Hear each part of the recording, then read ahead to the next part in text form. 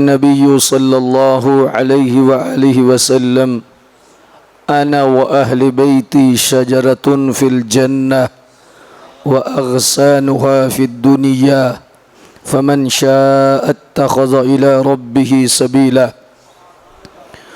وقال النبي صلى الله عليه وآله وسلم الحسن والحسين سيدا شباب أهل الجنة وقرة عين أهل السنة.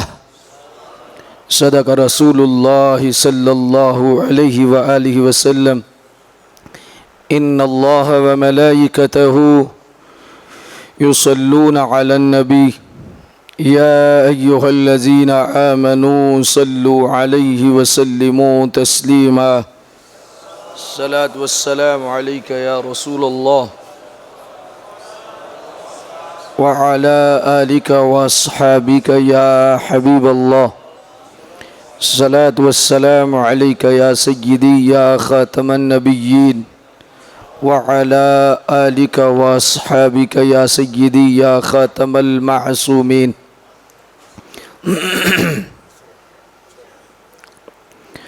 ان کے مولا کے ان پہ کروڑوں درود، ان کے اصحاب عطرت پہ لاکھوں سلام. خالق کائنات جل جلالہ کی حمد و ثنا، قاسم عزت، شہکار تخلیق قدرت، قسیم نعمہ جنت، شہنشاہ دین و ملت، حضور جان رحمت، تاجدار کائنات، شان کائنات، جان کائنات، رحمت کائنات، اصل کائنات، مقصد کائنات، منبع کائنات، ملجأ کائنات، زینت بزم کائنات، روح کائنات، جان کائنات بلکہ جان جہان کائنات صلی اللہ علیہ وآلہ وسلم کی بارگاہ مقدسہ میں درود شریف کا نذرانہ عرض کرنے کے بعد میر مجلس عالمی مبلغ اسلام حضرت قبلہ پروفیسر ڈاکٹر حافظ محمد شفیق تبسم صاحب شاذلی دامت برکاتہم العالیہ والقدسیہ، فاضل محتشم حضرت علامہ مولانا حافظ انیس الرحمن صاحب نقشبندی دامت برکاتہم العالیہ و دیگر حضرات علماء کرام، حاضرین و سامعین مکرم، آج مرکزی جامع مسجد محمدیہ صدیقیہ شہین آباد گجرانوالہ شریف میں عظیم الشان پیغام کربلا کانفرنس کے حوالہ سے خوبصورت پروگرام انعقاد پذیر ہے. اللہ تبارک و تعالی قبلہ ڈاکٹر صاحب کو جزائے خیر عطا فرمائے. حضرت خود بڑی علمی شخصیت ہیں اور بہت نفیس شخصیت ہیں.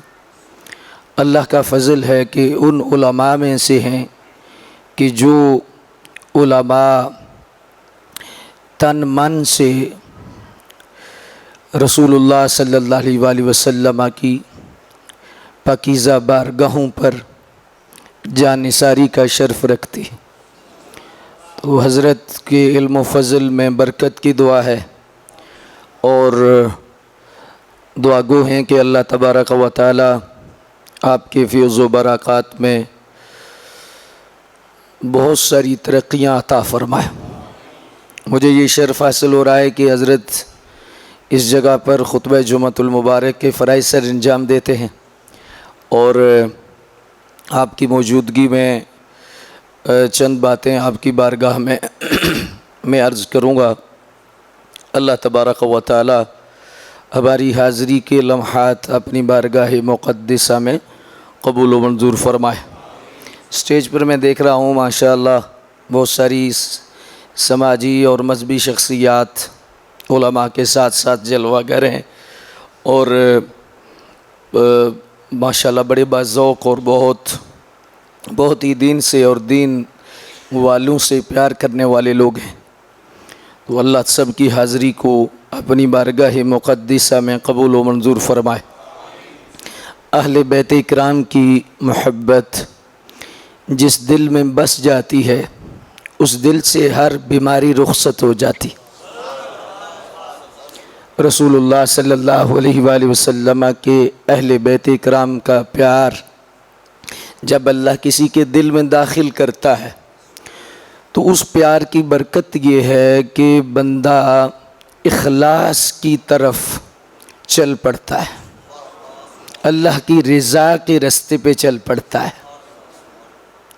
اور شیخ محقق علی رحمت نے یہ بات لکھی ہے کہ جن لوگوں کو اللہ حقیقی مودت اہل بیت اور محبت اہل بیت کی دولت عطا فرما دیتا ہے، سمجھو اللہ پاک نے انہیں بخشنے کا پروگرام بنا دیا۔ حضور کی اہل بیت کا جو ادب ہے، احترام ہے، رسول کریم علیہ السلام کی اہل بیت اکرام کا جو بھی بندہ ادب کرتا ہے، احترام کرتا ہے، بڑا ہی خوش بخت ہے، بڑی خوش بخت ہے۔ اور یہ دولت اللہ اپنوں کو دیتا ہے، کیونکہ اپنے محبوب صلی اللہ علیہ وآلہ وسلم کی حرمت، حضور کی عزت اور حضور کا مقام و مرتبہ جس کے دل میں ہوگا، اسی کے دل میں حضور کی دیگر نسبتوں کا ادب ہوگا۔ تو یہ ان حضرات، ان ہستیوں کا ادب اصل میں حضور کے قرب کا سبب بنتا ہے، حضور کی شفقت کا سبب بنتا ہے۔ سیدنا ابو بکر صدیق رضی اللہ تعالی عنہ کا بخاری شریف میں جو مشہور فرمان ہے، آپ فرماتے ہیں لوگو، حضور کے اہل بیت اس ایسی ہستیاں ہیں کہ اہل بیت کرام میں سرکار کو ڈھونڈا کرو۔ حضور کو اگر تم نے تلاش کرنا ہے تو تم حضور کے اہل بیت میں تلاش کرو۔ یہ کون سی ہستی ہے؟ سبحان اللہ، کون سی ہستی فرما رہی؟ اللہ اکبر۔ حضور داتا صاحب رحمۃ اللہ تعالی علیہ نے لکھا ہے، اس کائنات میں نبیوں اور رسولوں کے بعد جو سب سے اللہ کے مقربین میں، اولیاء صوفیاء میں جو سب سے اعلیٰ درجہ ہے، جو سب سے بڑے صوفی ہیں، وہ حضرت ابو بکر صدیق۔ تو آپ کیا فرماتے ہیں؟ آپ فرماتے ہیں لوگوں کہ تم حضور کو اگر تلاش کرنا چاہتے ہو، سرکار کو ڈھونڈنا چاہتے ہو، سرکار کی تمہیں تلاش ہے، تو تم سرکار کو کہیں اور نہ ڈھونڈو، سرکار کو حضور کے اہل بیت میں ہی ڈھونڈو، حضور کے اہل بیت میں تلاش کرو، جس کا علامہ فخر الدین رازی نے یہ بھی ترجمہ کیا ہے کہ فرمایا کہ اس کا مطلب یہ ہے جناب صدیق پاک کے اس فرمان کا کہ جس بندے کو بھی اہل بیت کرام کی محبت نصیب ہو گئی، سمجھو اسے قرب مصطفیٰ مل گیا،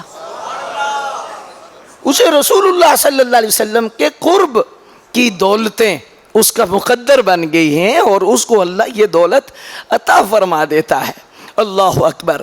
تو اس لحاظ سے یہ دعا کیا کرو کہ اللہ ہمارے من کو اہل بیت کرام کی محبت سے لبریز فرما دے، اہل بیت کرام کی محبت سے ہمارے دلوں کو بھر دے۔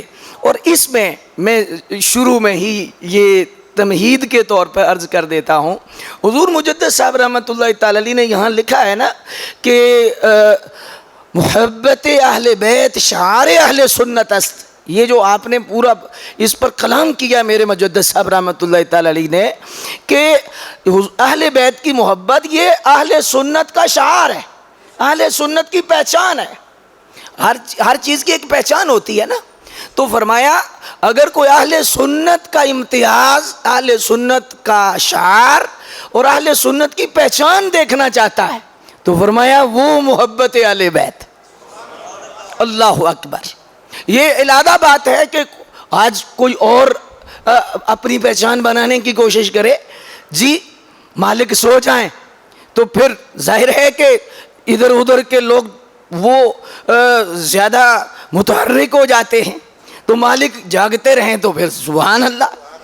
تو اس لحاظ سے اہل سنت و جماعت یہ ان کی پہچان ہی اہل بیت کی محبت ہے۔ اس پر لکھتے ہوئے مجدد صاحب نے ایک جملہ لکھا ہے، اور مجھے آج گفتگو کرنے میں لطف بھی آ رہا ہے کہ آپ ایسی جگہ پہ بیٹھے ہیں کہ آپ منظم لوگ ہیں اور تربیت یافتہ لوگ ہیں، آپ علمی اور روحانی یہ ساری کی ساری برکات اس دسترخوان سے ہر جمعۃ المبارک کو لیتے ہیں اور گائے بگائے لیتے رہتے ہیں۔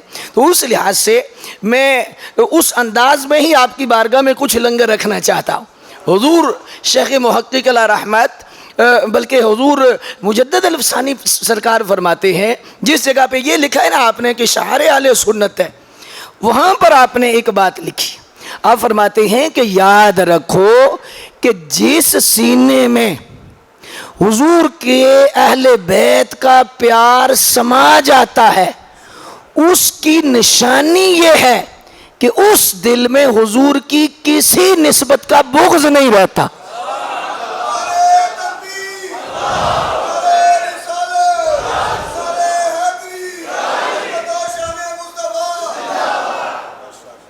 یہ بات بڑی قابل غور ہے، اور ایسی بات ہے کہ اگر ہم اس بات کو سمجھنے کی کوشش کریں تو مسائل حل ہو سکتے ہیں کہ اگر سرکار کی اہل بیت کا پیار ہے تو اس پیار کی سچائی کی کیا علامت ہے، اس پیار کی حقیقت کی کیا علامت ہے۔ بھئی میں کہوں کہ میں ایسا ہوں، میں کہہ سکتا ہوں، کوئی کہے کہ میں ایسا ہوں ایسا، لیکن دعوے کے ساتھ ایک دلیل ہے، تو اگر دلیل ہوگی تو دعویٰ مضبوط ہوگا نا۔ تو اہل بیت کی محبت کا دعویٰ تو کوئی بھی کر سکتا ہے، ہندو بھی کر سکتا ہے، سکھ بھی کر سکتا ہے، اور ہندوؤں نے بھی کیا، غیر مسلم نے بھی کیا،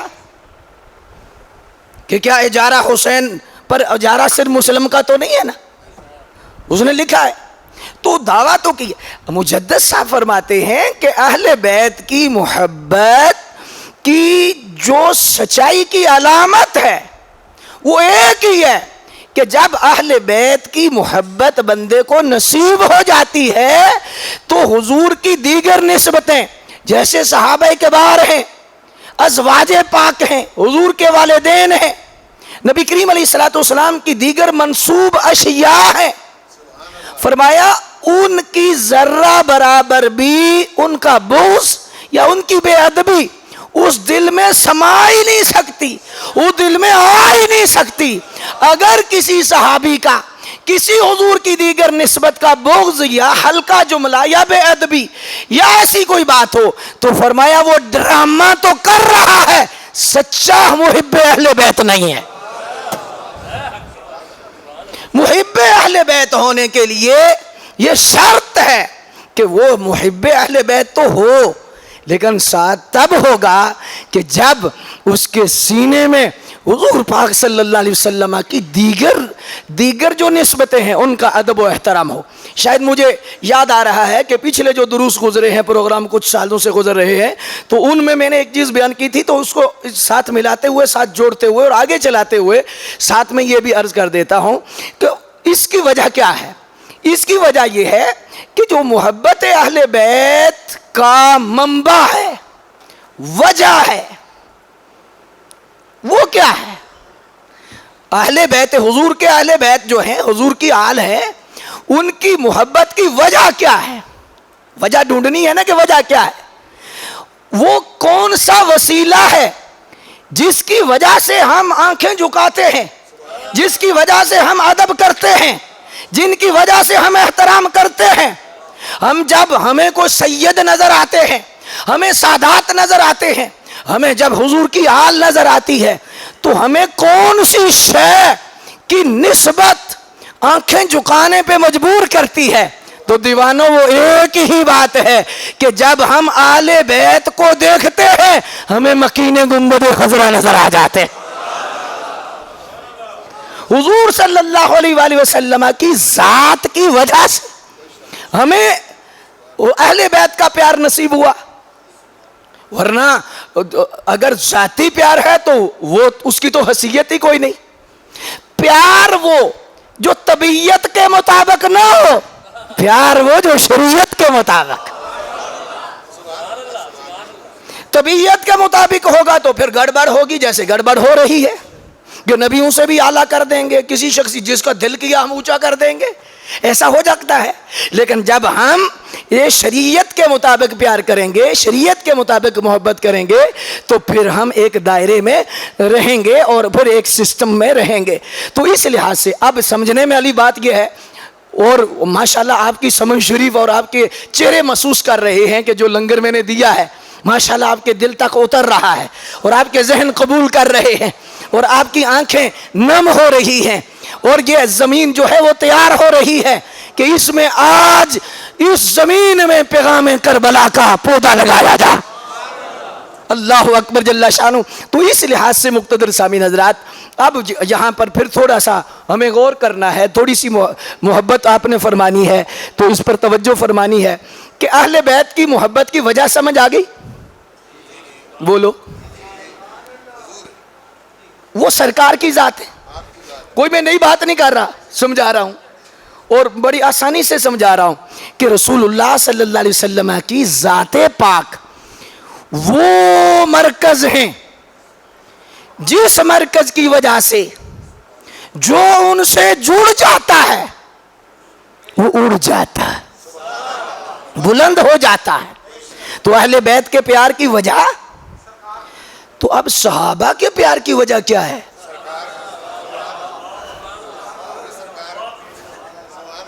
وہ کیا ہے؟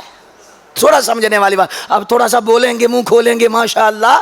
اس کی وجہ کیا ہوتی ہے؟ ڈاکٹر صاحب قبلہ نے بھی آپ کو فرمایا کہ آپ ضرور بولیں، تو میں اس لیے، میری چونکہ طبیعت نہیں کہ میں ہاتھ کھڑے کروں، یا ہمارا چونکہ انداز تھوڑا سا مختلف ہے، لیکن میں اس لیے بھی بعض دفعہ بلا لیتا ہوں تربیت کے لیے کہ میرے بھائی، ہم نے آج اپنی نسلوں کے ایمان کی حفاظت کرنی ہے۔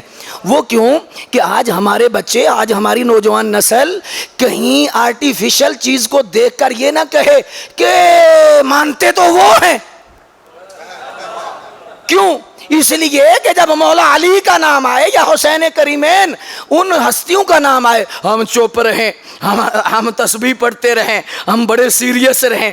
تو دیکھنے والوں نے تو کیا دیکھنا ہے؟ کہتے ہیں کوئی نہیں، لیکن جب ادھر نام لیا جائے تو ادھر ایسی حرکت آتی ہے، ایسی حرکت آتی ہے، تو آج ہماری نسل کیا کہے گی؟ جی مانتے تو وہ ہیں، حالانکہ وہ نہیں مانتے۔ میں دلیل آپ کی بارگاہ میں بھی عرض کر سکتا ہوں۔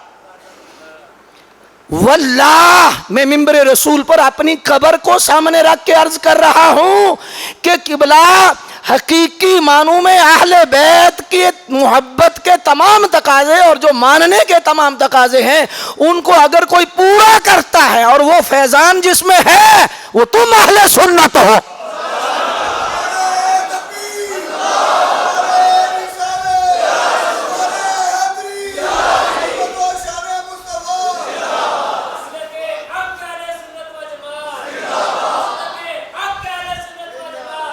ابھی بھی کچھ ہاتھ اٹھے ہیں، کچھ نہیں اٹھے۔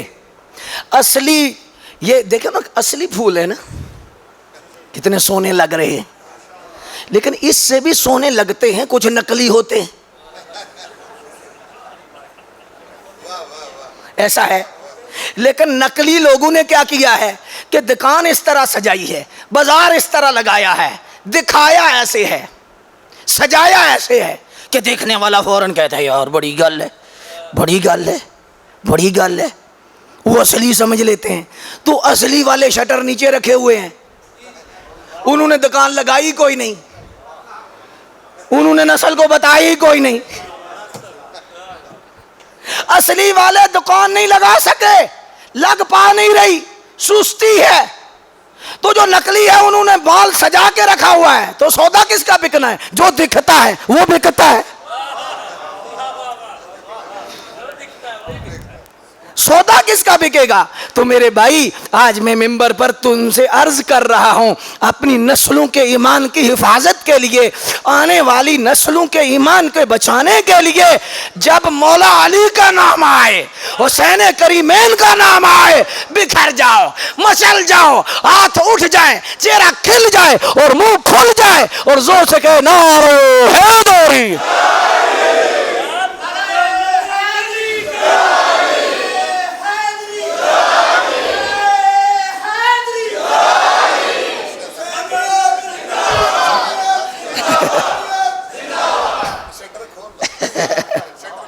اللہ اکبر جل شانہ.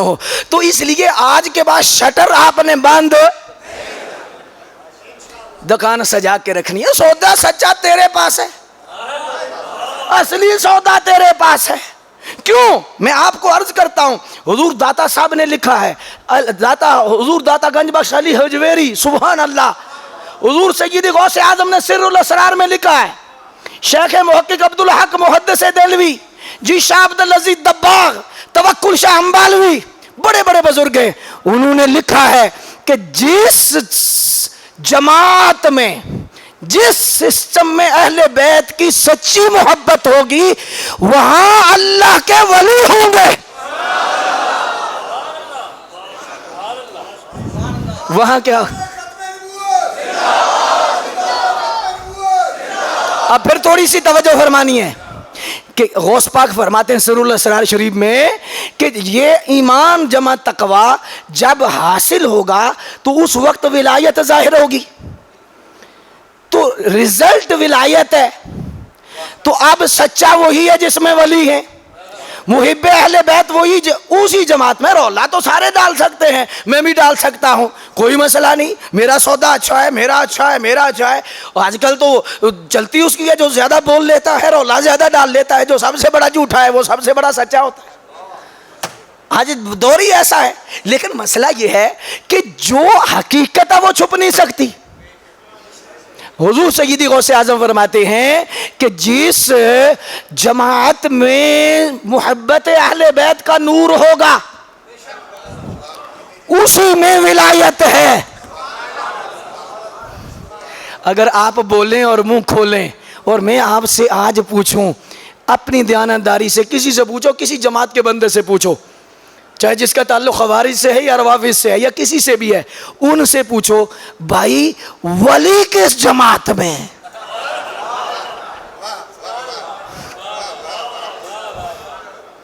آپ تو اتنے بولے نہیں، شاید آپ کو شک ہے تھوڑا سا. ہاں جی، کسی سے پوچھئے ولی کس جماعت میں ہے، بولیے تھوڑا سا اور بولو، یہ نہ کہ آپ کے بلانے میں ہی میرا وقت گزر جائے. ہاں جی، اہل سنت میں ولی ہے، کوئی شک، کوئی تھوڑا ذرا بھی شک کسی کو بھی نہیں،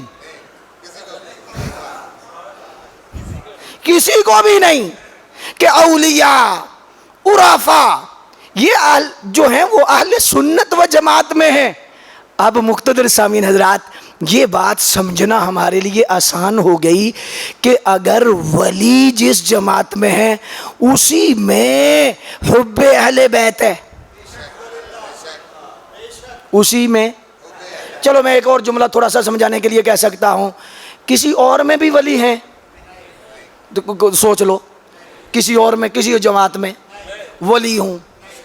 ہاں جی، مہر علی، جماعت علی، ہند الولی، غوث جلی، فرید الدین، نظام الدین، معین الدین، کسی اور جماعت میں دیانتداری سے کوئی تفرقہ پروری پہ لعنت ہم بھیجتے ہیں، ہماری وہ طبیعت ہی نہیں.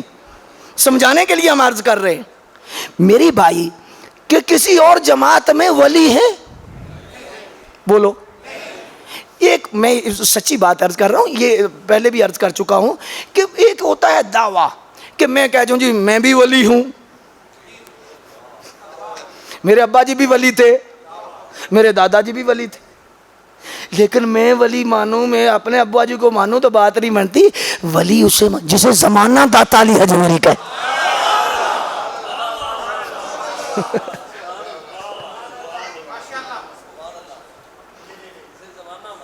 زمانہ، جسے زبان خل.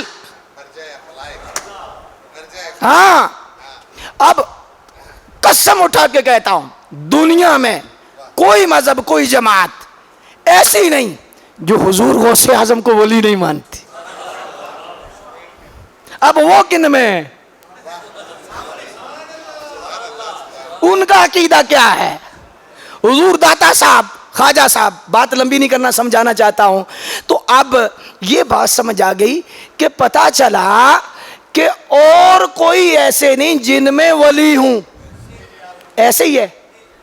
تو جن میں اہل بیت کا پیار ہوگا ان میں ولی ہوں گے، ایک رزلٹ دینے لگا ہوں، اگر آپ کی سمجھ میں آئے تو آپ نے بولنا ہے۔ پتہ چلا کہ سنی بھی اہل بیت کو نہیں مانتے، سنی ہی اہل بیت کو مانتے۔ اور یہ بات تھوڑی سی سخت ہے،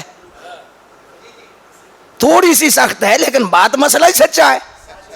اگر بھی ہوں تو پھر تو ولی بھی ہوں، ادھر بھی ولی ہوں، ادھر بھی ولی ہوں۔ ہم مانتے ہیں، سنی بھی مانتے ہیں، سنی بھی مانتے ہیں، لیکن دکھانا ہوگا کہ ادھر بھی ولی ہیں، ادھر بھی ولی ہیں، ادھر بھی ولی ہیں، تو کہتے ادھر بھی نہیں، ادھر بھی نہیں، ادھر بھی نہیں، ادھر ہی، ادھر ہی، ادھر ہی۔ پھر ماننا پڑے گا کہ سنی ہی اہل بیت کو مانتے۔ اللہ اکبر جل شانہ۔ تو اس لحاظ سے مقتدر سامعین حضرات، اب میں تھوڑا سا ایک اور آسان کرنا چاہتا ہوں محبت سے، تاکہ آپ کی سمجھ میں مزید آ جائے، تاکہ بات نکھر کر سامنے آ جائے کہ جس جماعت میں ولایت ہوگی ولی ہوں گے، جس جماعت میں ولی ہوں گے اسی میں ہی علی ہوں گے، اسی میں ہی علی ہوں گے۔ تو اب علی پاک کو بہت سارا کہتا ہے کہ ہم علی والے ہیں، ہم علی والے ہیں، ہم علی والے ہیں۔ کوئی ایسی بات نہیں، میں کسی کے دل دکھانے کے لیے نہیں کہہ رہا، بات رزلٹ کی ہے، بات حقیقت کی ہے۔ زمانہ کہتا ہے، ہندو بھی کہتا ہے ہم علی والے ہیں، سکھ بھی کہتا ہے ہم علی والے ہیں، ٹھیک ہے، وہ ہم کو یہ تو نہیں کہتے کوئی نہ مانے، لیکن حقیقت کدھر ہے؟ حقیقت میں مولا علی پاک کدھر ہیں؟ اور مولا علی پاک کو مانتا کون ہے؟ غوث پاک کے اس جملے سے ثابت ہوتا ہے کہ جدھر علی ہوں گے ادھر ولی ہوں گے، اور جدھر ولی ہوں گے ادھر علی ہوں گے۔ پھر ماننا پڑے گا سنی بھی علی کو نہیں مانتے، سنی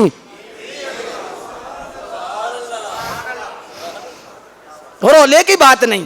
تو اس لحاظ سے مقتدر سامعین حضرات، یہ بات کرنا میں آپ کی تربیت کے لیے عرض کر رہا ہوں، اور تربیت کے لحاظ سے آپ کی بارگاہ مقدسہ میں آپ کی بارگاہ میں رکھ رہا ہوں۔ تو اب توجہ کیجئے، تھوڑا سا آگے چلتے ہیں۔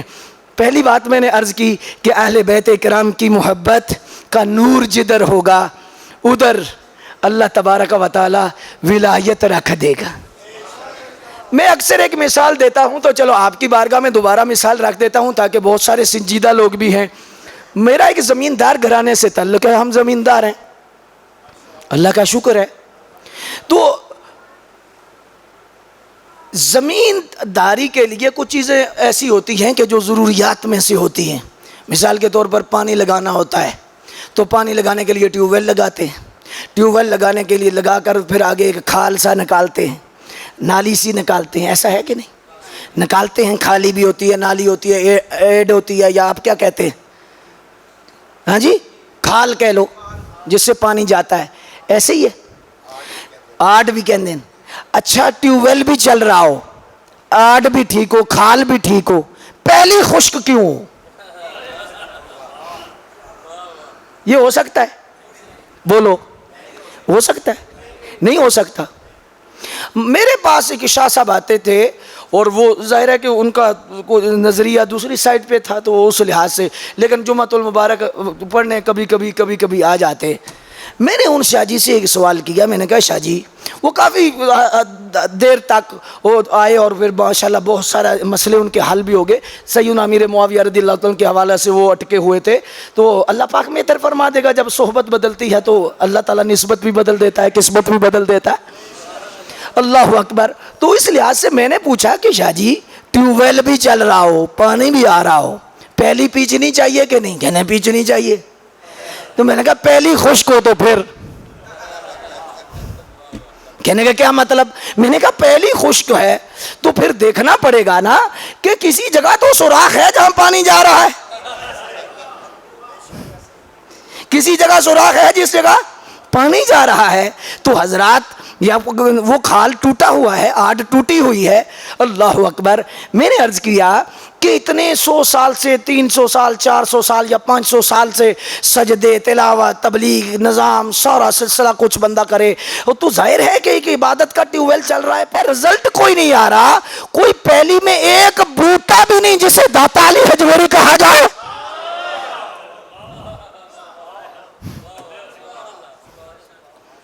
کوئی ایک، اللہ اکبر جل شانہ، کوئی ایک دانہ بھی ہو۔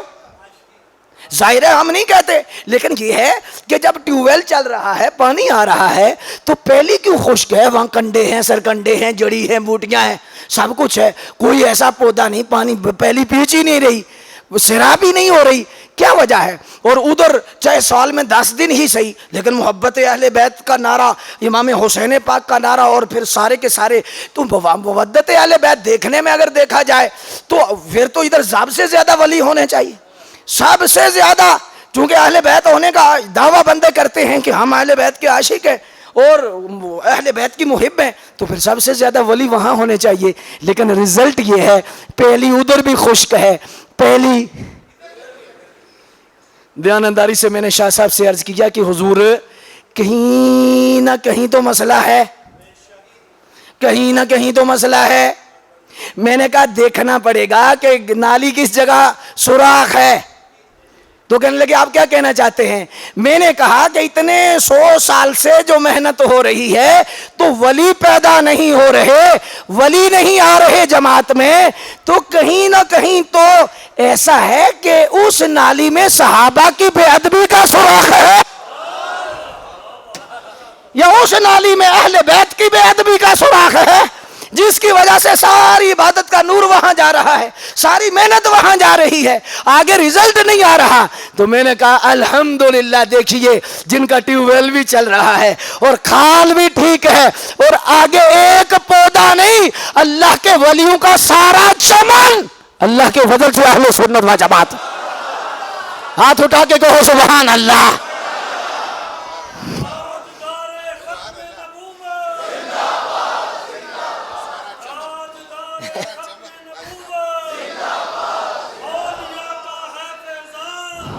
واللہ اکبر جل شانہ۔ اس لحاظ سے مقتدر سامعین حضرات، میں نے جو بات کی ہے اس پر میں نے آپ کے سامنے دلیل یہ عرض کی ہے کہ یہ بندہ پلیکھے میں نہ رہے، پلیکھے میں نہیں رہنا چاہیے کہ یہ جو ہے ہو سکتا ہے، ہو سکتا ہے۔ عقیدے کے معاملے میں اس طرح بندہ پکا ہونا چاہیے جیسے سورج چڑھا ہوا ہے، دن ہے، تو کوئی دنیا کی طاقت اس بندے کو منا نہیں سکتی کہ رات ہے۔ عقیدے کے معاملے میں اتنا پختہ ہو جاؤ، اتنا پختہ ہو جاؤ کہ جس جگہ اگر آپ کو سچ لگ رہا ہے کہ یہ سچ ہے تو پھر پلپلا نہ ہو، ذرہ برابر بھی ہے کھوٹ نہ ہو جی، کہ سورج چڑھا ہوا ہے، دن ہے، کوئی چیز ہمیں انکار کرا ہی نہیں سکتی۔ کائنات کے اندر اللہ کے فضل سے، اللہ کے فضل سے 1400 سال سے جو حق پر ہیں وہ اہل سنت و جماعت ہیں، اور اسی وجہ سے ان میں اولیاء ہیں اور اللہ کے مقبول بندے ہیں۔ اور یہ ایسی میں نے دلیل آپ کی بارگاہ میں عرض کی ہے، اللہ اکبر، کہ اس میں پھر اہل بیت کی حقیقی محبت اور اہل بیت کرام کی جو خاص انوار ہیں اور خاص کرم نوازیاں ہیں وہ شامل حال ہے، تو اسی وجہ سے یہ رزلٹ ہے اور اسی وجہ سے یہ سارے کا سارا سلسلہ ہے۔ تو مقتدر سامعین حضرات، اب دوسری تھوڑا سا آگے بھی ہم نے چلنا ہے، یہ تو بنیادی طور پر کچھ ایسی تمہید تھی جو میں نے عرض کی، یہ ضروری ہے، پہلے وضو ہوتا ہے پھر نماز ہوتی ہے۔ پہلے کیا ہوتا ہے؟ بولو بولو، عقیدہ وضو ہے، عقیدہ کیا ہے؟ بولو، وضو ہے، تو وضو ہوگا، آمنوا وعملوا الصالحات، آمنوا وعملوا الصالحات۔ اب عمل صالح کیا ہے؟ اس میں ہے آج امام علی مقام کا وہ خاص امام علی مقام کا جو ایمان اور عمل کے ساتھ جو تعلق ہے وہ کیا ہے، اور اس فیضان سے جنہیں حصہ ملتا ہے ان کو آمانو کی بھی لذت آتی ہے، عامل الصالحات کی بھی لذت آتی ہے۔ اور وہ کیا ہے کہ حضرت سیدنا امام علی مقام رضی اللہ تعالیٰ عنہ کی ذات گرامی کا وہ مقام جو ان کو اللہ نے عطا فرمایا تھا، وہ مقام تھا راضیۃ مرضیہ۔ وہ ایسے رب سے راضی تھے، ایسے رب سے راضی تھے، ایسے رب سے راضی تھے کہ ایک شیخ محقق نے لکھا ہے کہ آپ کی پیدائش سے لے کر آپ کی شہادت تک ایک لمحہ بھی ایسا نہیں آیا کہ آپ نے ایک قدم بھی رب کی رضا کے خلاف اٹھایا۔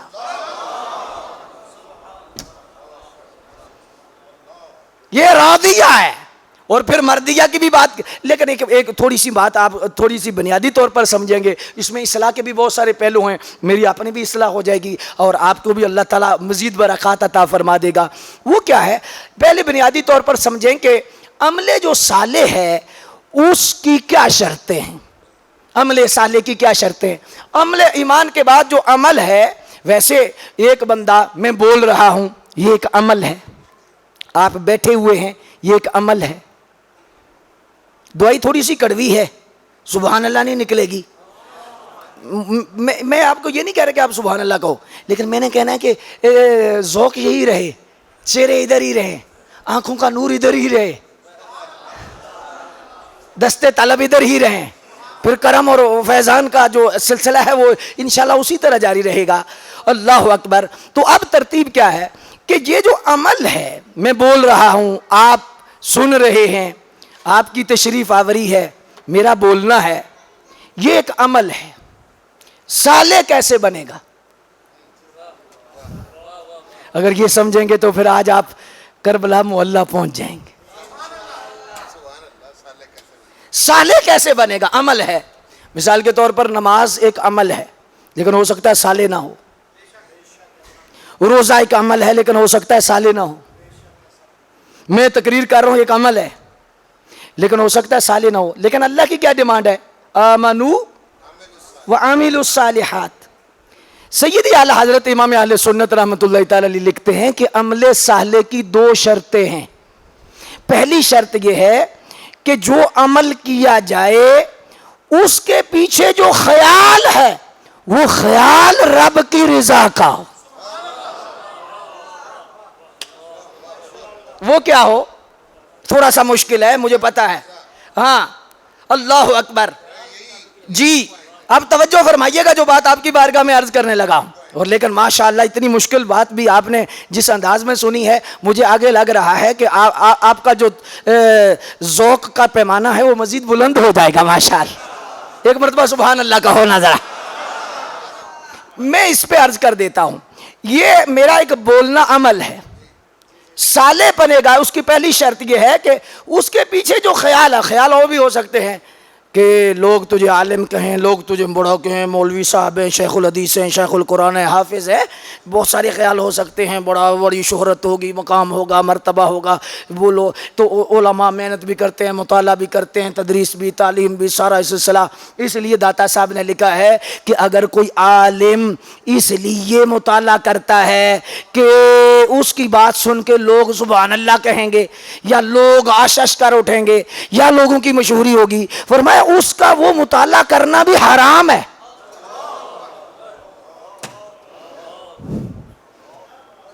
وہ مطالعہ کرنا، اب سنیے بات تھوڑی سی کڑوی، میں اس لیے کہا تھا کہ یہ جو پیچھے خیال ہے اس خیال کا تعلق رب کی رضا کے ساتھ ہو۔ پیغام کربلا یہ مثال کے طور پر، اور حدیث شریف میں آتا ہے، آپ قبلہ ڈاکٹر صاحب سے سنتے رہتے ہیں، سب سے بڑی دولت کیا ہے اس جہان میں؟ سب سے جو قیمتی چیز ہے وہ جان ہے۔ جان ہے نا، جان دے دی جائے، قربان کر دی جائے، لیکن خیال رب کی رضا کا نہ ہو، کوئی فائدہ؟ بولو کوئی فائدہ جی. حدیث شریف میں آتا ہے, وہ حدیث آپ کئی مرتبہ سنتے ہیں کہ سخاوت کرنے والا, قرات کرنے والا, جہاد کرنے والا, اللہ فرمائے گا کہ تو نے کیا تو تھا لیکن پیچھے خیال کیا تھا؟ خیال اور تھا, ریا تھی. تو فرمایا اس لیے آج تو ہم اسی کو دیں گے. حضرات یہ بات سمجھنے والی ہے. اور یہ جو خیالات کا سسٹم ہے نا حضرات, میں بڑی محبت سے عرض کرنا چاہتا ہوں, یہ اس کے لیے بڑی محنت کی ضرورت ہے. ہر قدم پہ بہت مشکل ہے. بایزید بستامی فرماتے ہیں کہ پہاڑ کو ناخن سے کریدنا آسان ہے, خیال کا درست کرنا مشکل ہے. ہر قدم پہ اصلاح, ہر قدم پہ اصلاح, ہر قدم پہ اصلاح. ہر قدم اٹھانے سے پہلے پیچھے جو خیال ہے اس کا رخ موڑنا ہے کہ رب راضی ہو جائے, رب راضی ہو جائے, رب راضی ہو جائے, رب راضی ہو جائے, اور کوئی خیال ہی نہ ہو. اللہ اکبر جل شاہ. اس پر میں ایک بہت مجھے میرے ذہن میں ایک بات آ رہی ہے, تو میں مولانا عبدالغفور صاحب ہزاروی رحمۃ اللہ تعالی علیہ, آپ جندڑ شریف جاتے تھے, اب ایسے وقت مرد حق حضرت خواجہ گہر الدین صاحب جندڑ شریف والے, ان کے پاس جاتے تھے تو آپ اکثر فرمایا کرتے تھے مولانا آپ کے خیال کا کیا حال ہے, آپ کے خیال کا کیا حال ہے. تو آپ ایک دن بول پڑے, کہنے لگے میں نے عرض کی کہ حضور سارے پوچھتے ہیں آپ کا کیا حال ہے, کیا حال ہے, روایت تو یہی ہے, تو آپ پوچھتے ہیں آپ کے خیال کا کیا حال ہے, خیال کا کیا حال ہے. تو آپ دیکھو ہماری گھنٹوں کی تقریر اور اس مرد حق کا ایک جملہ, آپ فرمانے لگے مولانا یہ خیال ہی بڑی چیز ہے.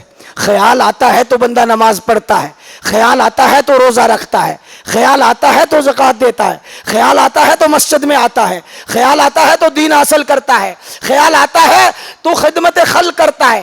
خدا نہ خواستہ خیال ہی آتا ہے تو وہ دوسری طرف جاتا ہے, برائی کی طرف جاتا ہے. ایک جملہ قیمتی آج پیغام کربلا کے سے لے جاؤ, امام علی مقام کا لنگر لے جاؤ اور امام علی مقام کی خیرات لے کے جاؤ. آپ نے ارشاد فرمایا مولانا تم پوچھتے ہو کہ خیال کا کیوں پوچھا جاتا ہے. آپ فرمانے لگے کہ مولانا عبدالغفور ہزاروی یاد رکھ, جس کا خیال پاک ہے اسی کا حال پاک ہے.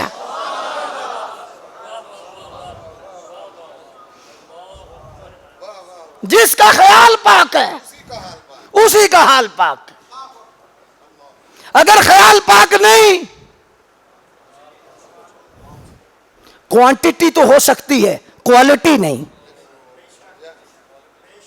کتنا ہے ہو سکتا ہے لیکن کیسا ہے وہ تو خیال سے پتا چلے گا نا.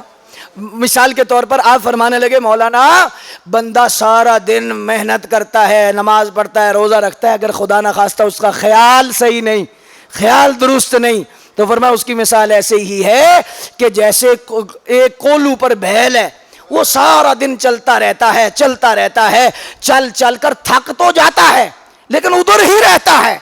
فرمایا بندے کی بھی مثال ایسی ہے, نماز بھی پڑھتا ہے, روزہ بھی کرتا ہے, تقریر بھی کرتا ہے, تدریس بھی کرتا ہے, سب کچھ کرتا ہے, تھک بھی جاتا ہے, اسے ٹائم فون سننے کا بھی نہیں ہوتا, میسج سننے کا بھی نہیں ہوتا, لیکن وہ ادھر ہی کیوں رہتا ہے, ترقی کیوں نہیں ہوتی, آگے منازل کیوں نہیں طے کرتا, وجہ کیا ہے؟ آپ نے فرمایا اسی وجہ سے کہ خیال کا رخ سیدھا نہیں ہوتا.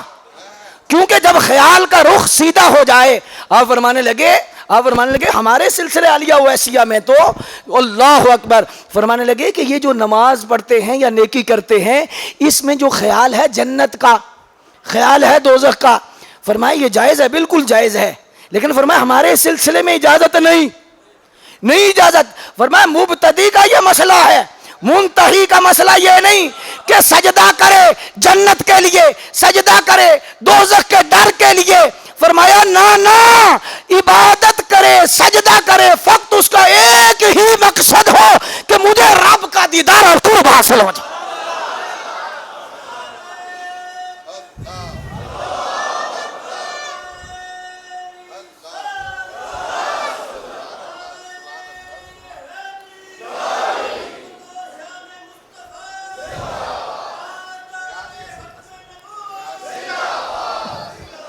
اب توجہ فرمائیے گا, اللہ اکبر، آپ کی بڑی مہربانی، آپ نے اتنی خشک بات، اصلاح کی بات اور تربیت والی بات جو ہے آپ نے جولی میں ڈالی، اللہ آپ کی جولیوں کو بھر دے۔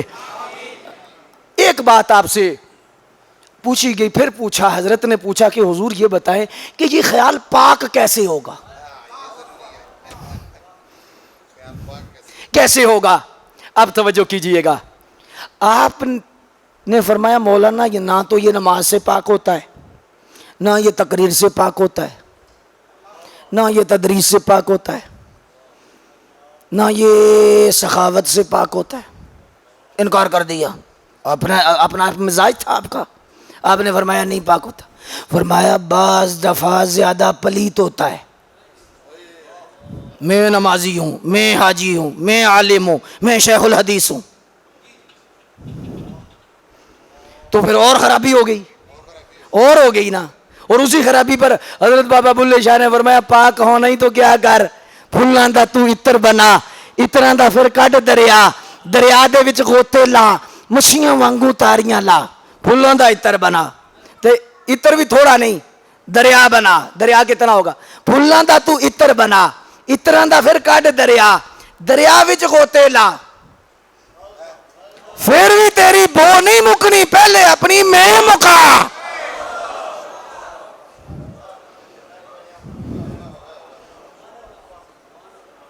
میں نمازی ہوں، میں حاجی ہوں، میں اچھا ہوں، میرے جیسا کوئی نہیں، بیمار ہے بندہ، اس کے ساتھ جراثیم لگے ہوئے ہیں۔ فرمایا کہ یہ خیال اس کو اڑنے نہیں دے رہا، یہ خیال اس کو نیچے رکھ رہا ہے، فرمایا یہ وزن ہے، یہ اوپر جانے ہی نہیں دے رہا۔ اللہ اکبر۔ تو فرمایا ایک جملہ آپ نے فرمایا کہ جب رب کرم کرتا ہے، ہائے ہائے ہائے ہائے، میں ایک ہی جملہ بولنے لگا ہوں، فرمایا جب رب کرم کرتا ہے تو فرمایا اس بندے پر امام حسین کی نگاہ ہوتی ہے۔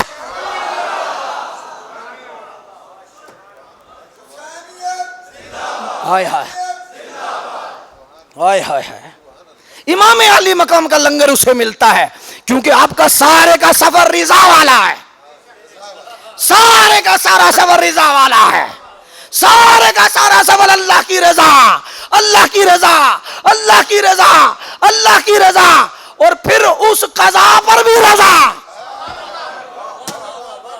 قضا پر بھی سرور، قضا پر بھی رضا، اور پھر ایسی رضا کہ سامنے بچہ ذبح ہو رہا ہے میں راضی ہوں، خون بہ رہا ہے میں راضی ہوں، اللہ اکبر، ہر چیز لٹ گئی ہے، مسکرا رہے ہیں میں راضی، میں راضی ہوں، میں راضی ہوں، میں راضی ہوں۔ ایک قدم بھی ڈگمگائے، کوئی آر پلا، کوئی پار پلا، کوئی جا اد بشکار پلا، کوئی آر پلا، کوئی پار پلا، کوئی جا اد بشکار پلا، پر نہیں پلیا تے لال فاطمہ دا جڑا نہیں ہیڑ تلوار پلا۔ اللہ اکبر۔ آپ فرمانے لگے کہ اس بندے کو فیضان ملتا ہے، آپ نے فرمایا عرض کی حضور فیضان تو ملتا ہے لیکن اس کا طریقہ کیا ہے، خیال پاک کیسے ہوتا ہے؟ حضرات ماشاءاللہ اللہ آپ کو سلامت رکھے، اور آج سارے محرم شریف کے پروگرام ہوئے ہیں، یہ تحدیث نعمت کے طور پہ عرض کر رہا ہوں، رات کو جڑاں والا، ابھی اسلام آباد سے ڈائریکٹ میں حاضر ہو رہا ہوں، لیکن جو ذوق اور روحانیت اس جگہ ہے یہ آپ کا ہی خاصا، آپ کا جو انداز محبت ہے اور آپ کے سننے کا جو انداز ہے ماشاءاللہ، تو اس لحاظ سے مقتدر سامعین حضرات یہ بات آپ سے پوچھا گیا کہ یہ خیال پاک کیسے ہوگا، کہ بندے کی نیت کیسے ٹھیک ہوگی، خیال کیسے پاک ہوگا، ایک جملہ بولا آپ نے، ایک جملہ بولا، لنگر لے جاؤ، آپ نے فرمایا یہ نماز سے بھی بعض دفعہ پلیت ہو جاتا ہے، عبادت سے بھی پلیت، تو حضور پاک کیسے ہوگا، ایک جملہ بولا، آپ نے فرمایا جن کا خیال پاک ہے ان کے پاس بیٹھا کر،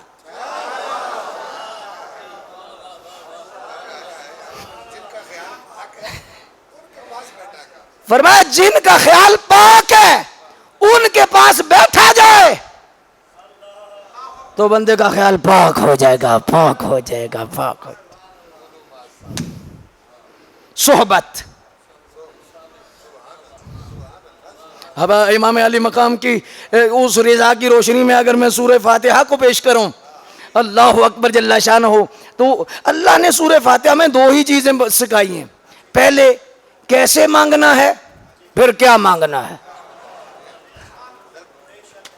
کیسے مانگنا ہے؟ ایسے مانگو، ایسے مانگو، پہلے تعریف کرو، توصیف کرو، یہ کرو، یہ کرو، یہ کرو، یہ کرو، یہ ایاک نعبد و ایاک نستعین تک سارا طریقہ ہے، کیسے مانگنا ہے، کیسے مانگنا ہے، کیسے۔ آگے ایاک نعبد و ایاک نستعین میں اپنی عاجزی ہے نا، انکساری ہے، اس دربار کے سوا کسی پر نظر نہیں ہے۔ ہاں جی، اللہ اکبر۔ تو پھر خود ہی فرما دیا کیا مانگنا ہے۔ یا اللہ کیا مانگوں؟ فرمایا اہدنا الصراط المستقیم، فرمایا ہدایت مانگ۔ کیا مانگ؟ ہدایت مانگ۔ اچھا، یہاں پر رک کر میں کہنا چاہتا ہوں، رب کے نزدیک سب سے بڑی دولت ہدایت۔ یہ مانگو، یہ مانگو، یہ مانگو، یہ مانگو، یہ مانگو، ضرور مانگو، رب سے مانگو، جتنا مرضی مانگو، کھلا مانگو، تسمہ بھی ٹوٹا ہے تو مانگو، سب کچھ مانگو، لیکن ترتیب یہ رکھو کہ پہلے ہدایت مانگو۔ یا اللہ مجھے ہدایت دے، ہدایت دے۔ اگر ہدایت ہے تو دولت بھی رحمت ہے، بچے بھی رحمت ہے، شہرت بھی رحمت ہے، علم بھی رحمت ہے، اقتدار بھی رحمت ہے۔ اگر ہدایت نہیں، کسی میں خیر نہیں، کسی میں، نہ علم میں خیر ہے، کسی شے، نہ دولت میں خیر ہے، نہ اولاد میں خیر ہے، کسی شے میں خیر نہیں۔ لیکن اگر اللہ نے ہدایت دے دی ہے، اچھا تھوڑی سی اگر آپ کی توجہ ہو تو میں عرض کروں کہ اگر اللہ سے پوچھا کہ یہ جو ہدایت ہے اہدنا الصراط المستقیم، یہ کیسے ملے گا؟ اسی کا ترجمہ ہے نا، اہدنا الصراط المستقیم، یہ کیسے ملے گا؟ فرمایا صراط الذین انعمت علیہم، ان کے پیچھے چل، پیچھے چل، پیچھے چل، پیچھے چل، پیچھے چلنا ہے، پیچھے پڑنا نہیں۔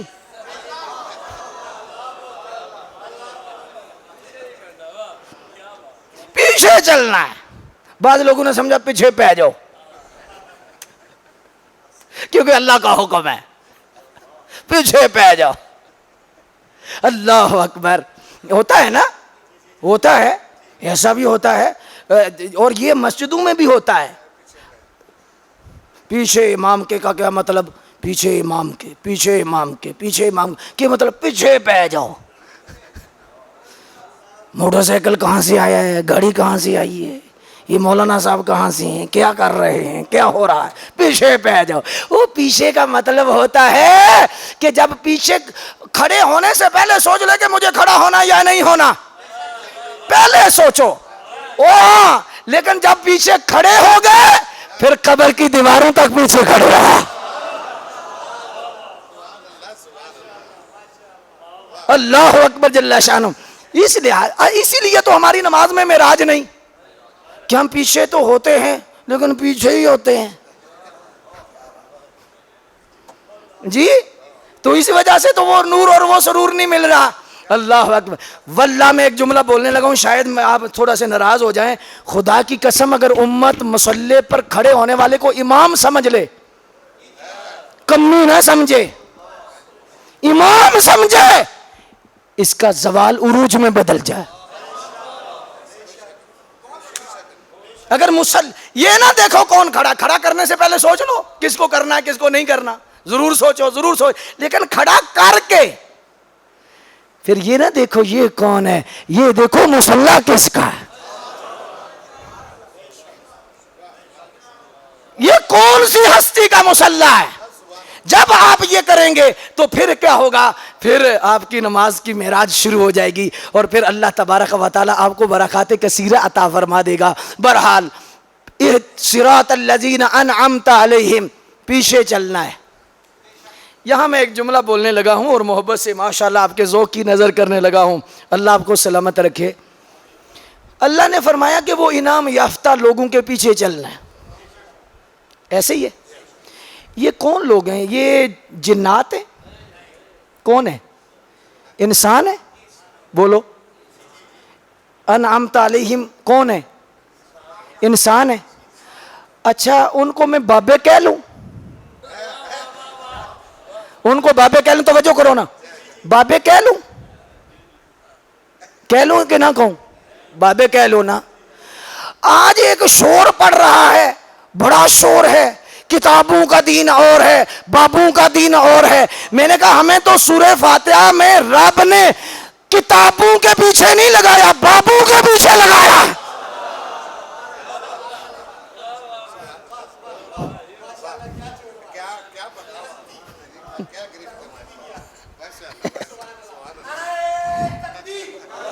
آپ کی آواز تھوڑی ہے، آواز تھوڑی ہے، آواز تھوڑی ہے. نہیں، حاجی صاحب کا جو ذوق ہے وہ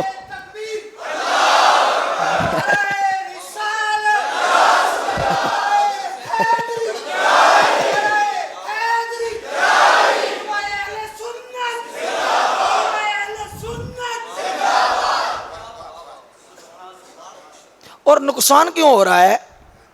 کیوں ہو رہا ہے؟ اصل میں آج کہتے ہیں نا جو اتنے فالور ہو گئے، اتنے فالور ہو گئے. اصل میں ہمیں مسئلہ پتہ ہے کیا ہے؟ لعنت بھیج کے شیئر کریں. شیئر تو ہو گیا.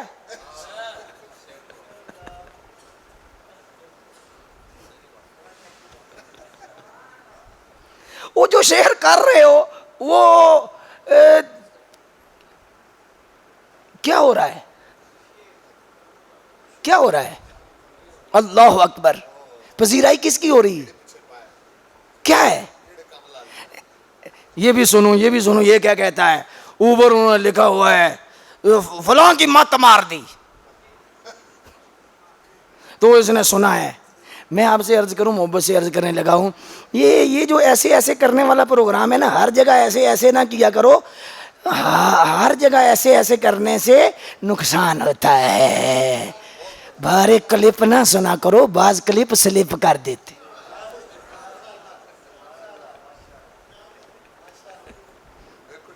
صحیح ہے نا؟ میں محبت سے عرض کر رہا ہوں اور اس کی وجہ میں قرآن سے دے رہا ہوں. اسی سورہ فاتحہ میں، اسی سورہ فاتحہ میں کلپ نہ سنا کرو. اسی سورہ فاتحہ میں کلپ نہ سنو.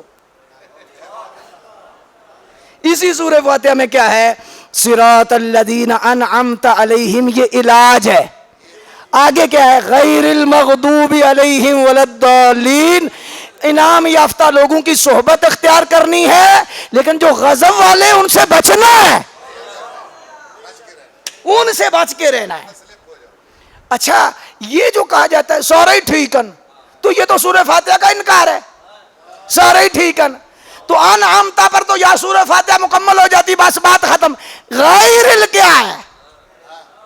پتا چلا کچھ اچھے ہیں، کچھ اچھے. اللہ نے اچھوں کے پیچھے لگایا ہے اور بروں سے بچنے کا اللہ نے حکم دیا ہے. اس لیے میری آپ سے گزارش ہے. اور اس پر ایک اور بات بھی میں محبت سے، چلو بات آ گئی ہے تو، چونکہ آج کل بہت سارے جانور ہیں نا کھلے ہوئے، تو جانور تو جانور ہوتے ہیں، بہت سارے جانور ہوتے ہیں اور جانوروں کی تعداد بھی نہیں گنی جا سکتی. ایسے ہی ہے نا. اور جانوروں کے پھر نام بھی رکھے جاتے ہیں، اور نام لاکھوں کی وجہ سے بھی رکھے جا سکتے ہیں. مثلا جانور ملتان سے نکلا ہے تو ملتانی ہے، سیالکوٹ سے نکلا ہے سیالکوٹی ہے، گجرات سے نکلا ہے گجراتی ہے، لاہور سے نکلا لاہوری ہے، جیلم سے نکلا جیلمی ہے. تو اس لحاظ سے اب جانور ہے تو ہم کیا کریں؟ ہمیں جانوروں سے غرض نہیں، ہمیں اپنی پہلی سے غرض ہے، ہمیں اپنے بولوں سے غرض ہے. تو اس لحاظ سے میں یہ بات آپ کی بارگاہ مقدسہ میں رکھنا چاہتا ہوں. یہ اعتراض ہوتا ہے جی یہ سنی جو لوگ ہیں یہ کنویں کے ڈڈو بناتے ہیں، کسی کی تحقیق نہیں سننے دیتے. سنو جی سنو جی سنو جی سنو جی، سب کی سنو، سب کی سنو. کیوں نہیں سننے دیتے؟ بعض ہمارے نوجوان بھی کہتے ہیں کہ یار گل تو صحیح کرتا پیا، کہ یہ تحقیق کرنی چاہیے. حضرات بات یہ ہے کہ دوائی وہ کھائے جسے پتا ہے کہ اس میں زہر ہے، اس میں شہد ہے، وہ تو کھائے. اسے کوئی جسے علم ہے وہ ضرور کھائے، اس کو پتا اس بوتل میں یہ ہے، اس میں یہ ہے، اس میں یہ ہے، اس میں یہ ہے، ضرور کھائے. لیکن جس کو پتہ ہی نہیں وہ ہاتھ رکھے گا تو سیکھیا کھا لے گا. تو اس کو کیا کہیں گے؟ اس کو تو شریعت میں بھی حکم ہے کہ ایک اندھا بندہ جا رہا ہے تو تو نماز پڑھ رہا ہے، تو اس کے آگے گڑا ہے، تو نماز چھوڑ دے. نماز چھوڑ کر اسے بتا کہ تحقیق نہ کر، تو اس رستے پہ چل، جی اس رستے پہ چل، آگے گڑا ہے۔ تو اس لحاظ سے حضرات ہم علماء جو ہے وہ عوام الناس کو اس لیے منع کرتے ہیں کہ فلاں کتاب نہ پڑھو، فلاں عالم کو نہ سنو، فلاں کلپ نہ سنو۔ اس کی وجہ یہ ہے کہ ہمارے لوگوں کو پتہ نہیں کہ کس جگہ ڈنڈی بج رہی ہے، کس جگہ پر یہ مسئلہ خراب ہو رہا ہے، کس جگہ پر آج مرزئی ہے، آپ کو پتہ ہی نہیں کہ کتنی تفسیریں، کتنی حدیثیں۔ تو اب ہم اجازت دے دیں گے کہ مرزئیوں کا درس قرآن بھی سنو، مرزئیوں کا درس حدیث بھی سنو، کنویں کے ڈنڈو بن جاؤ گے ورنہ۔ بھئی مسئلہ کیا ہے؟ مفتی احمد یار صاحب نے ایک علامہ صاحب جملہ لکھا ہے، کیا بات ہے۔ مفتی احمد یار صاحب لکھتے ہیں، آپ فرماتے ہیں یہ جو ہے نا کہ قرآن یضل بہ کثیرا ویہدی بہ کثیرا، قرآن ہدایت بھی دیتا ہے، قرآن گمراہ بھی کرتا ہے نا۔ تو فرمائیں یہ جو ہدایت ہے قرآن ہی، مثال کچھ لوگ قرآن پڑھ کے ہدایت پاتے ہیں، اس کا مطلب یہ ہے، اور کچھ گمراہ ہوتے ہیں۔ مسئلہ قرآن میں نہیں، مسئلہ بندوں کے سمجھنے میں ہے۔ تو فرمایا کہ یہدی بہ کثیرا ویضل بہ کثیرا، یہ دو طبقے ہیں نا۔ تو پتہ یہ چلا، مفتی صاحب فرماتے ہیں کہ قرآن عظیم نعمت ہے، لیکن قرآن پڑھنے والے بھی اگر سارے ٹھیک ہوتے تو پھر یضل بہ کثیرا نہ آتا۔ قرآن پڑھنے والے اگر صحیح ہوتے تو پھر یہدی بہ کثیرا ہوتا، یضل بہ کثیرا نہ ہوتا۔ یضل بہ کثیرا بتا رہا ہے آنکھیں کھول کے رکھنا، سارے قرآن پڑھنے والے صحیح۔ بات سمجھ میں آئی؟ آپ ہو سکتا کچھ بندے ناراض ہو جائیں، ایسی دعائی تو سے تو بندہ تو تھوڑا سا پریشان ہو جاتا ہے۔ محبت سے کہو سبحان اللہ۔ اللہ اکبر، ماشاءاللہ۔ ڈاکٹر صاحب فرمانے یہ پریشان ہونے والے، لیکن میں ویسے آپ کو حاضر محبت جی تفنن بھی کہہ رہا ہوں نا، ایسی بات تو نہیں ہے نا، ظاہر ہے۔ اللہ اکبر، آپ کی آنکھیں بچی ہوئی ہیں، چہرے چمک رہے ہیں، اور آپ اتنی محبت سے مجھے دیکھ رہے ہیں کہ میرا خون اتنا زیادہ ہو رہا ہے۔ اللہ اکبر، آپ کے چہروں کو دیکھ کر میں اتنا راضی ہو گیا، والا گلا نہیں چل رہا تھا لیکن ابھی چل رہا ہے۔ یہ آپ کے چہروں کی برکت ہے، ذوق کی برکت ہے، شوق کی برکت ہے۔ تو اس لحاظ سے میں یہ، اب مفتی صاحب ایک اور آگے جملہ لکھتے ہیں، آپ فرماتے ہیں یہ کیا وجہ ہے؟ قرآن پڑھنے والا ہدایت بھی پا گیا ہے، قرآن پڑھنے والا گمراہ بھی ہو گیا ہے، وجہ کیا ہے؟ کیا وجہ ہے؟ آپ فرماتے ہیں مسئلہ قرآن کا نہیں، مسئلہ یہ ہے، فرمایا کہ قرآن پڑھانے والا کیسا ہے۔ قرآن پڑھانے والا کیسا ہے؟ فرمایا کہ قرآن پڑھانے والا اگر یہودی ہوگا تو بندہ مسلمان نہیں بنائے گا، قرآن پڑھانے والا یہودی ہوگا تو یہودیت کا رنگ آئے گا، قرآن پڑھانے والا عیسائی ہوگا تو عیسائیت کا رنگ آئے گا، قرآن پڑھانے والا مرزئی ہوگا، مرزئیت کا رنگ آئے گا، قرآن پڑھانے والا خارجی ہوگا، خارجیت کا رنگ آئے گا، قرآن پڑھانے والا رافضی ہوگا، رافضیت کا رنگ آئے گا، اور قرآن پڑھانے والا عاشق رسول ہوگا، پھر ہدایت آئے گی۔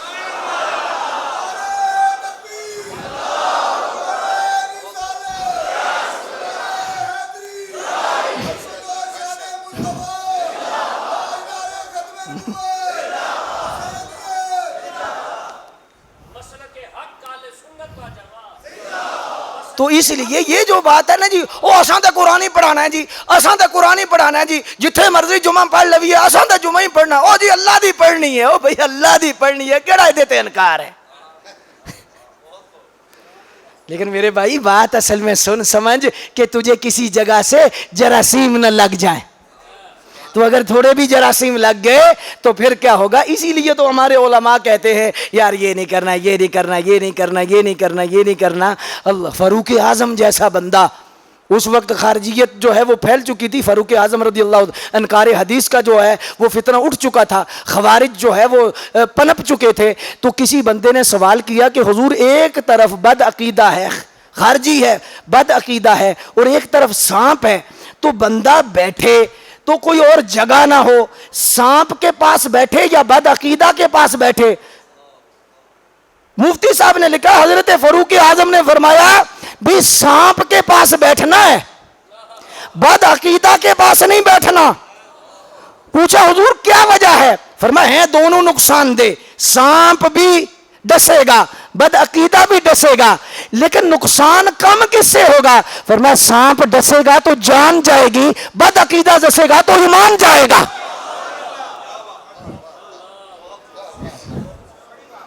تو اس لحاظ سے یہ سمجھنے والی بات، حالانکہ آج لوگ ہمیں بہت سارے لوگ ہیں وہ کہتے ہیں جی وہ علامہ صاحب اتنی سخت تقریر نہ کیا کریں، لوگ فالو نہیں کرتے۔ او میں کیا جوڑو فالو کی، تھوڑے ہون کوڑے نہ،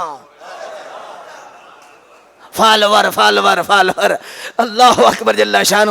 ویوز کو کیا کرنا ہے؟ ویوز کوئی نہیں، ویوز نہیں تو خیر ہے، اللہ اکبر۔ جدھر مقام بننا چاہیے، جدھر مرتبہ بننا چاہیے ادھر بننا چاہیے نا۔ اب سن پے گا پھر بات، اب موضوع جو ہے وہ پھر رہتا جا رہا ہے۔ اب حضرت امام علی مقام رضی اللہ تعالیٰ عنہ کی ذات گرامی، آپ کا جو فیضان رضا ہے اور آپ کا جو مقام رضا ہے وہ کس لحاظ سے ملے گا؟ فرمایا عمل صالح کی پہلی شرط کیا ہے؟ پہلی شرط یہ ہے کہ جب عمل کرے تو اس کے جو پیچھے خیال ہے وہ کون سا ہو؟ اللہ کی رضا کا ہو۔ اور فرماتے ہیں کہ اگر اللہ کی رضا کا خیال ہوگا تو وہ عمل بے شک چھوٹا ہوگا، اس میں برکت ایسی آئے گی۔ فرمایا برکت کیوں آئے گی؟ کہ اس کا تعلق اللہ سے ہو جائے گا۔ تو قطرہ ہوتا قطرہ ہی ہے، لیکن سمندر میں چلا جائے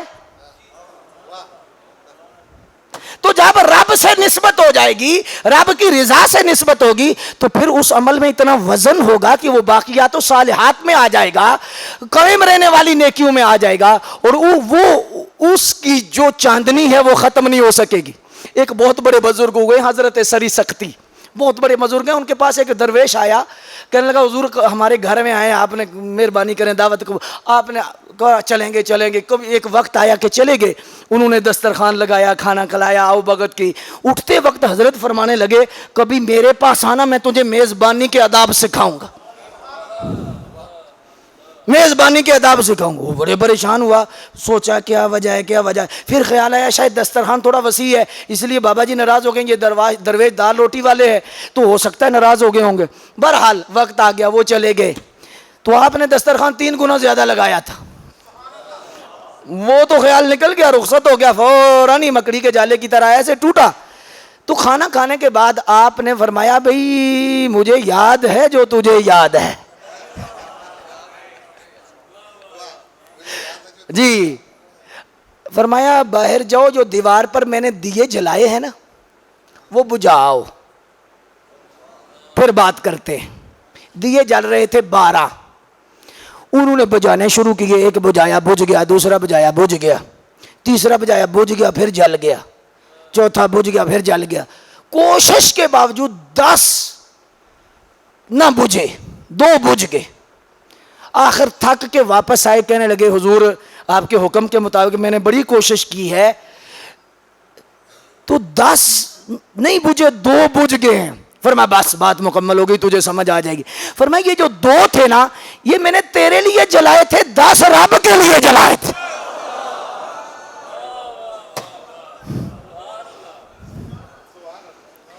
فرمایا جو بندہ نیکی بندے کے لیے کرتا ہے اس کی عمر تھوڑی ہے، اور جو نیکی رب کے لیے کی جائے بے شک تھوڑی ہو اس کا وزن اتنا ہوتا ہے۔ ہارون رشید کی والدہ فوت ہو گئی نا، امام صاحب رحمۃ اللہ تعالی علیہ کی پیش آیا، آپ نے سال ثواب کرنا ہے، وقت آ گیا، کسی نے 10 قرآن مجید، کسی نے 20، کسی نے 40، کسی نے 100۔ تو تمہیں پتا ماڑے دی مر گئی ماں تک لیندہ نہیں کوئی، نہ تگڑے دا مر گیا کتا تو پورا پنڈ نہ ستا۔ 100 قرآن پاک جی، 200 قرآن پاک جی، 400 قرآن پاک جی۔ جب امام صاحب کی باری آئی تو آپ نے فرمایا 3 مرتبہ سورہ اخلاص کا ثواب۔ بات گزری، اسے بڑا واٹ تھا کہ انہوں نے 3 مرتبہ ہی، اس کی کوانٹٹی پر نظر تھی، 3 مرتبہ ہی۔ رات کو سویا، خواب میں ماں ملی، سناؤ کیا حال ہے؟ اللہ نے بخش دیا ہے، ہاں بڑیاں دیگاں پکائیاں سن۔ فرمایا دیگاں شگاں کو نہیں پہنچیاں، یہ نہیں بھی پہنچ دیا نہیں، مسئلہ کوئی اور سی، بڑے قرآن پڑھائے تھے۔ فرمایا کچھ نہیں پہنچیا۔ اللہ نے کرم کیسے کیا؟ فرمایا مجھے تو امام صاحب کی 3 مرتبہ سورہ اخلاص نے بخشش کرا دی، 3 مرتبہ سورہ اخلاص نے کہا کہ یہ کیا وجہ ہوئی؟ باقی بھی انسان تھے، قرآن پڑھا، قرآن پڑھایا گیا، آپ نے ایک جملہ بولا، جی فیضان امام حسین لے کے جاؤ اور پیغام حسین لے کے جاؤ. آپ نے فرمایا، مائی صاحبہ نے فرمایا بھی پتر باقیاں نے تینوں راضی کرن واسطے پڑھیا سی تے امام صاحب نے جڑی 3 واری کل شریف پڑھی سی نا وہ رب نو راضی کرن واسطے. وزن کیسے پیدا ہوگا تیرے عمل میں؟ عمل صالح کیسے بنے گا؟ جو پیچھے خیال ہے اس خیال کا تعلق صرف رب سے ہو. میرے حضرت صاحب ایک بہت سختی کرتے تھے جی حضرت، اور میرا دل بھی کرتا کبھی آپ کے پاس بھی بیٹھوں ہوں، مشائخ کے پاس بھی جاؤں، لیکن وقت دعا کریں میری ہے جا. اللہ اکبر. حضرت سختی کرتے تھے کہ آپ فرماتے تھے کہ مجمع میں بھی، بہت گہری بات ہے، فرمایا مجمع میں بھی ایسے ہی سبحان اللہ نہ کہا کرو، ایسے نہ کیا کرو. فرمایا اندر اگر کہے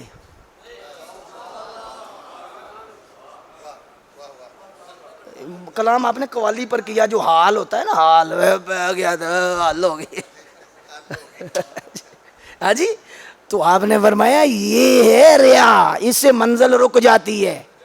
اور اگر حال ہو پھر حال ہو، اس حال میں کمال ہے. اچھا ایک شرط بیان ہو گئی ہے، ابھی ٹائم 2 منٹ رہ گئے ہیں 15 منٹ ہونے کے. ویسے میں نے 10 منٹ پہ عرض کیا تھا کہ 10 منٹ، بلکہ میں نے 9 بجے کہا تھا، آپ نے کہا کہ فرمایا کہ 10 منٹ اور کر دیں. اچھا 2-3 منٹ اور میں عرض کر دیتا ہوں تاکہ بات مکمل ہو جائے، اور پھر امام علی مقام رضی اللہ تعالیٰ عنہ کی ذات کی جو رضا کا فیضان ہے وہ ہمیں نصیب ہو جائے. اللہ اکبر جل شانہ. اب مقتدر سامعین حضرات یہ بات توجہ فرمائیے، پہلی شرط کیا ہے عمل صالح کی؟ پیچھے جو خیال ہے اس کا تعلق کس سے ہو؟ اچھا یہ بھی ہو سکتا ہے کہ کام عمل کیا جائے رب کی رضا کے لیے کیا جائے، لیکن پھر بھی عمل صالح نہ ہو. بندہ بھی مومن ہو، نیت بھی ٹھیک ہو، لیکن عمل صالح پھر بھی نہیں. دوسری شرط کیا ہے؟ دوسری شرط یہ ہے، اور یہ خطبہ بھی ہے امام علی مقام کا، جی ایک خطبہ ہے جسے سیدی اعلیٰ حضرت نے نقل کیا ہے. اللہ اکبر. تو آپ فرماتے ہیں کہ ایمان بھی ہو اور نیت بھی ٹھیک ہو، لیکن پھر بھی ہو سکتا ہے عمل صالح نہ ہو. فرماتے عمل صالح کی دوسری شرط ہے کہ عمل کرنے سے پہلے خیال اللہ کا ہو اور طریقہ رسول اللہ کا ہو.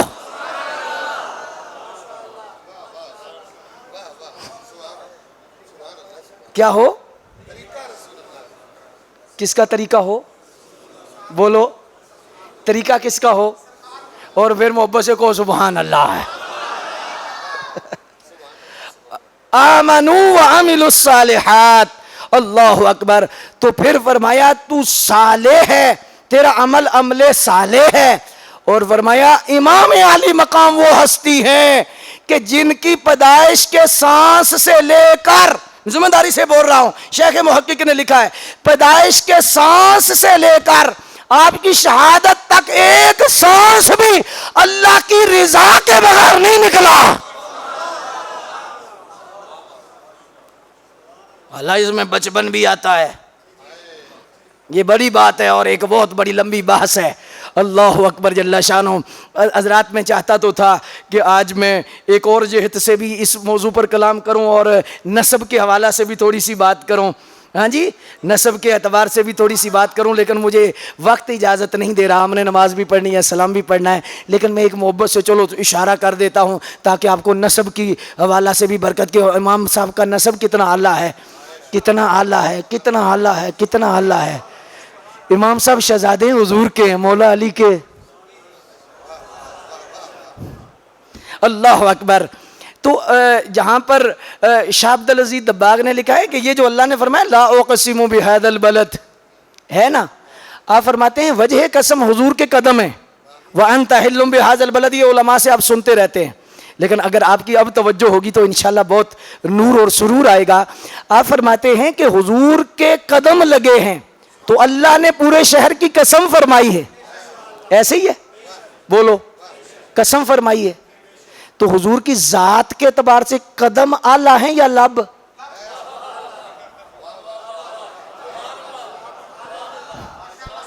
قدم اعلیٰ. سبحان اللہ کہو نا. اللہ اکبر. قدم اعلیٰ ہیں یا لب؟ بولو بولو. لب اعلیٰ ہے نا. سبحان اللہ. آپ فرماتے ہیں قدم لگیں تو رب قسم فرمائے تو جس حسین کے گلے پہ لب لگے حضور کے. اور یہاں پر بات ہے نسب کی. تو اگر قدم رب کو اتنے اعلیٰ ہیں تو حضور کا نور جن پشتوں میں رہا ہے. لا اقسم بهذا البلد وانت حل بهذا البلد. اچھا پھر میں چلو عقیدے کے حوالے سے میں ایک اور بات کر دوں. قدم لگے ہیں تو رب اتنا یہ قسم فرما رہا ہے بے بلد امین، قسم ہے مجھے شہر مکہ کی قدم لگنے سے. اچھا اب زور سے اور ہوش سے اور جوش سے آپ نے جواب دینا. اگر آپ کو سمجھ آ گئی صرف قدم لگے تو رب قسم فرمائے تو غار ثور پر پورا نبی جن کندھوں پر ہو صدیق اکبر کا کیا مقام ہے؟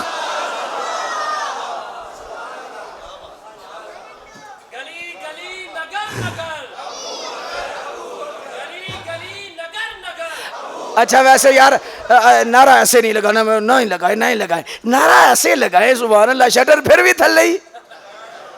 گلی گلی نگر نگر گلی گلی نگر نگر